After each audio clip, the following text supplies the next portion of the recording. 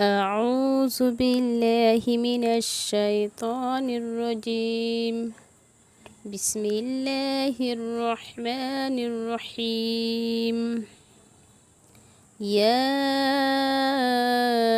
أيها الرسول بلغ ما أنزل إليك من ربك وإن لم تفعل فما بلغت رسالته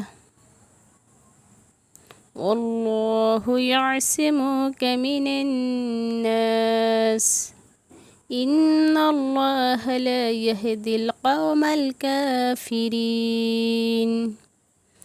অর্থ হচ্ছে, হে রাসূল, তোমার রবের পক্ষ থেকে তোমার নিকট যা নাজিল করা হয়েছে তা পৌঁছে দাও, আর যদি তুমি না করো তবে তুমি তার রিসালাত পৌঁছালে না, আর আল্লাহ তোমাকে মানুষের থেকে রক্ষা করবেন।